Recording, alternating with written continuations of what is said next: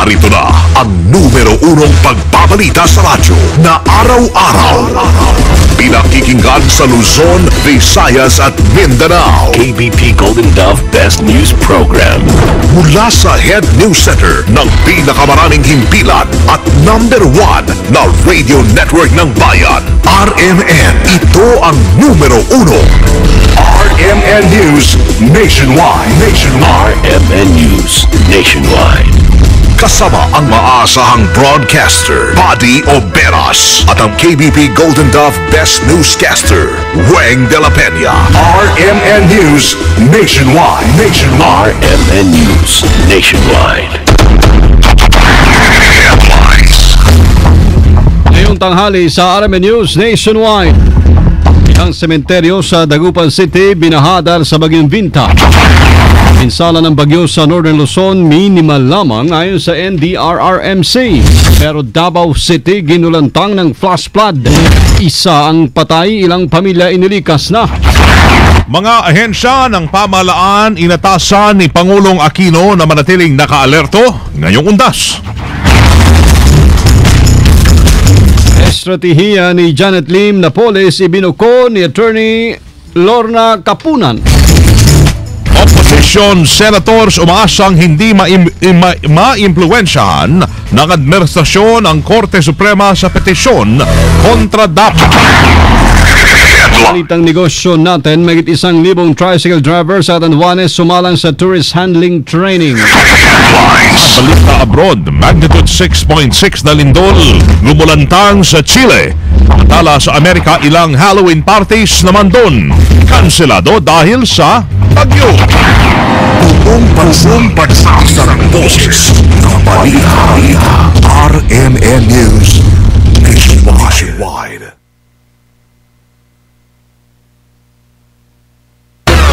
DZXL 558.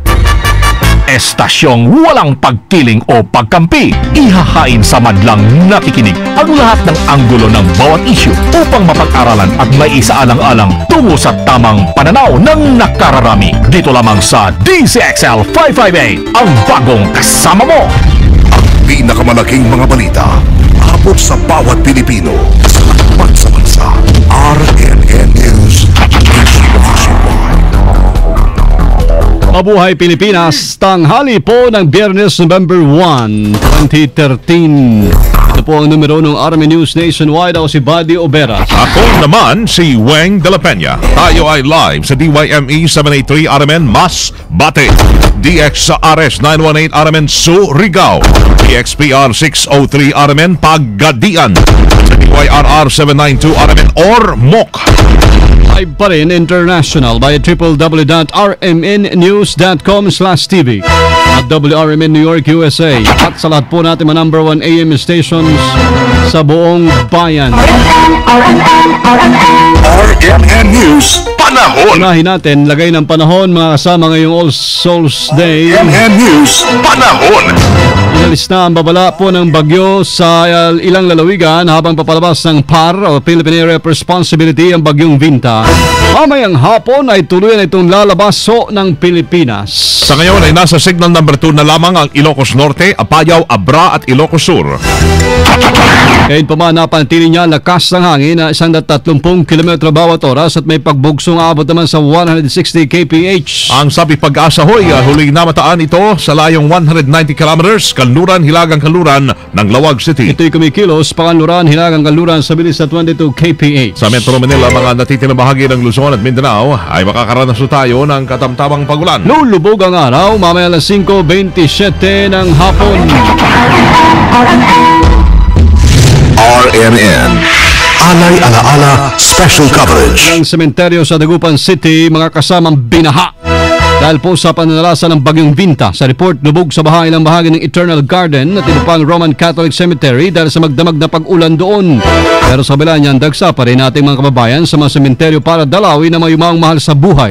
Kahit na masama lagay ng panahon, hindi ito alintana ng mga malilit na mga negosyante kung saan nagtinda pa rin naman ito ng mga bulaklak, at kandila sa gilid ng sa gilid ng daan papuntang mga sementeryo.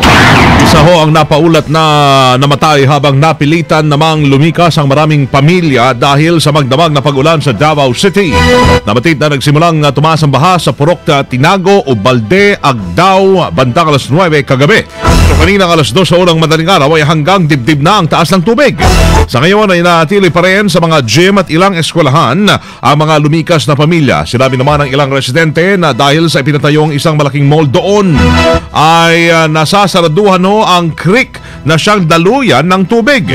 Sa bahagi naman ng Buhangin, Davao City, ilang pamilya rin ang lumikas pero anumang oras mula ngayon ay inaasahan na pabalik ang mga ngayon sa kanilang mga bahay. Minimal lamang o katamtaman na epekto ng bagyong Binta sa Northern Luzon. Ayon kay NDRRMC spokesman Major Ray Balido, bagamat may mga ilang kalsada sa Cagayan na hindi pumadaanan, mayroon pa ring lugar na walang supply ng kuryente at hindi naman daw malaki ang iniwang pinsala nito sa sektor ng agrikultura at ganyan din sa mga infrastruktura.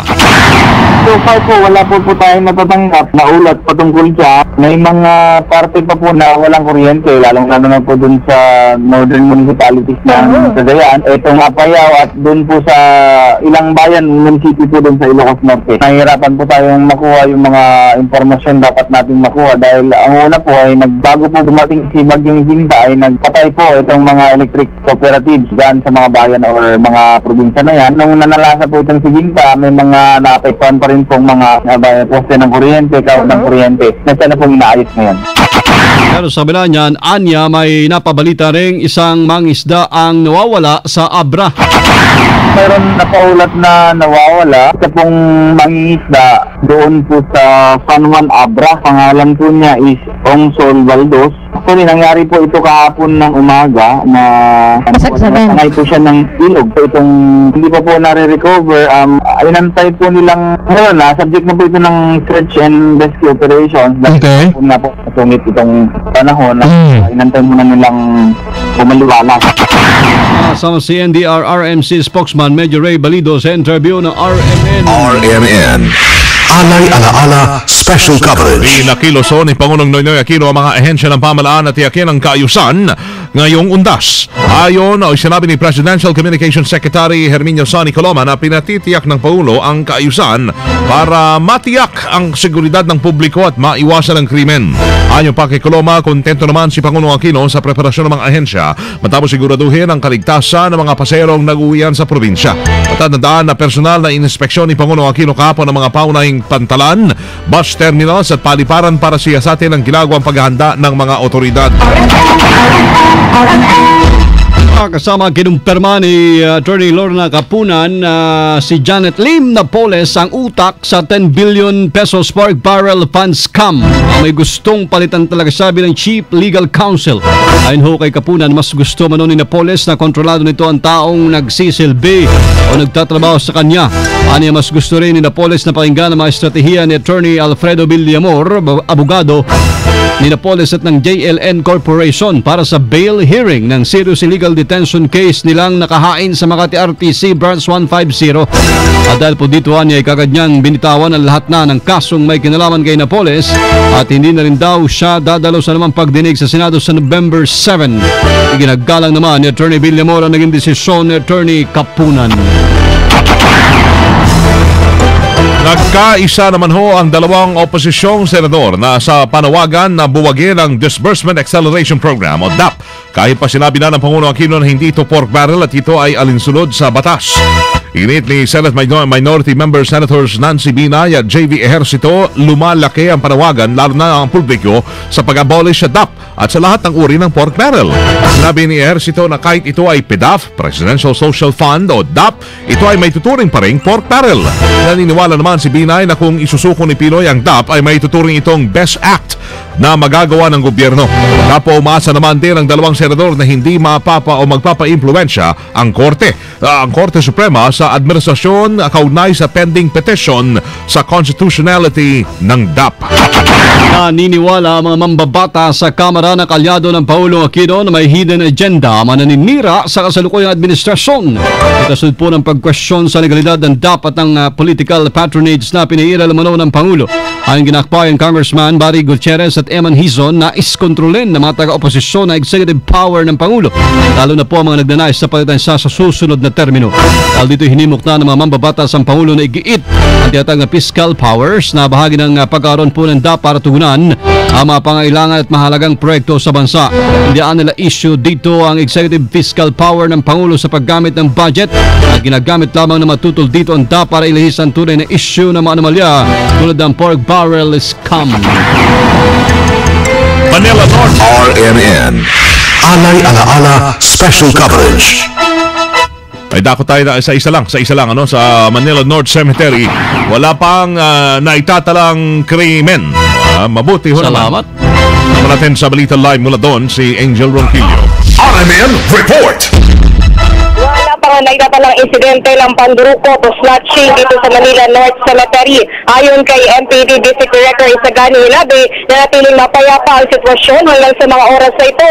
Kung ikukumpara ng nakalipas sa taon ay marami na ang naitalang nanakawan ng cellphone, wallet at ibang mga personal na gamit na taniwas sa nangyari ngayon. Ngayong alas 12 ng tanghali, tumalo na sa 1 milyong katao ang narito dumadalaw sa kanilang mga yumaw, mahal sa buhay. Kasama mo sa lungsod na Maynila para sa DZXL 558, Angel Ronquillo, RMN. Radyo mo Nationwide. Isa pa sa lisigang nakapasok naman sa Manila Memorial Park. Sama natin sa Balita Live si Joy Sadra. RMN Report. Hindi nakaligtas sa pananalisi ang Manila Memorial Park kung saan dalawang babae ang nabiktima ng pananalisi ng hindi nakilalang mga suspect. Isang cellphone unit at butaka na may laman ng 2,000 piso ang natangay sa unang biktima na si Rosalie Candelaria. Anya, nagsisindi lamang siya ng kandila kanina at inilapag niya ang kanyang bag at pagkatapos niyang magsindi ng kandila, napansin niya na bukas na ang kanyang bag at wala na ang cellphone at pitaka niya. Nadukot naman ang cellphone ng estudyante si Jasmine Clarice Carpio habang ito ay nasa loob ng kanyang backpack. Kahapon nasa lisihan din ang tindera ng kantin dito sa loob ng Manila Memorial Park na si Alisa Martires at natangayan ito ng 2,000 pisong benta ng babaeng suspect na nag-alok na papalitan ng barya ang kanyang 2,000 piso, subalit hindi na ito pinalik o hindi na ito bumalik at hindi na ibinalik ang barya. Kasama mo sa Manila Memorial Park, Joyce Adra, Tatak RMN. Radyo mo Nationwide. Balik na po sa Lunes, November 4 ang klase sa ilang eskwelahan sa Bohol at Karatig Lalawigan tinamaan ng 7.2 magnitude na lindol noong October 15. Ayon kay Education Assistant Secretary Tony Cito Umali, bagya namang gumanda ang sitwasyon sa Bohol kung sa kaya't maaari nang pumasok ulit ang mga estudyante. Bohol Province, Cebu City, Cebu Province Division, Lapu-Lapu City, Mandaue City, at Siquijor Province. Magsisimula na po ang klase nila ng November 4. Pagbilaran City, Talisay City, November 5 po sila magsisimula. Lahat po ng aming schools division sa Region 6 at Region 7 na hindi ko po nabanggit, nagsimula na po dati pa yung klase po ng mga paaralan na yan. Kaugnay niyan, lalo pa anyang lumaki ang halaga ng pinsalang iniwan na malakas na lindol kung saan mangangailangan ang Education Department ng 423 million pesos para sa rehabilitasyon ng mga gumuhong paaralan. Ang total amount na nakikita po namin nagagastusin as of yesterday, dahil 24% pa lamang nung mga nai-report sa aming may damages ang napuntahan ng ating mga engineer at pinansya kung magkano ang magagastusin, 423 million. For repair and rehabilitation at total replacement, we need to totally replace 438 classrooms and repair and rehabilitate more or less 841 classrooms. Si Nabi pa ni Umali na nasa nabagitang halaga 308 million pesos dito ang mapupunta sa Bohol. Bohol lang para sa pagpapagawa at repair ng mga silid paaralan. RMN News Negosyo. Sumalang mga kasama sa tourist handling training ang nasa 1,400 tricycle drivers dyan sa Catanduanes. Layon po ang pagsasanay na turuan ng mga tricycle drivers ng tamang pag-alalay at pag-aasikaso rin sa mga turistang nagtutungo sa probinsya. Bahagi ito ng promosyon upang lalo pang maiangat ang lokal na turismo sa Catanduanes. Maliban sa mga pampaserong jeepney, mga tricycle, ang kadalasan po na sinasakyan ng mga foreign at local tourist na pupunta sa mga pasyalan sa lalawigan. Maunahing target ng training na maging tourist-friendly ang nasabing mga tricycle drivers. RMN News Abroad. Matapos ang lindol sa Taiwan, iyanig naman ng magnitude 6.6 na lindol ang Chile. Naitala ang sentro ng pagyanig 54 kilometers timog kanluran ng bayan ng Coquimbo at may lalim na 10 kilometro. Sa kabila niyan, walang tsunami warning na inilabas at wala pang napapaulat na pinsala dulot ng lindol na yan. Samantala, sa Amerika, kanselado ang maraming Halloween parties dahil sa malakas na ulan at hanging dulot ng bagyo. Kabilang sa mga hinahagupit ng bagyo ay ang estado ng Indiana, Ohio, Kentucky at Tennessee. Sa Nashville, Tennessee, maagang pinauwi ang mga estudyante habang binaha naman ang Austin, Texas sanhi upang ilikas ang mga residente doon.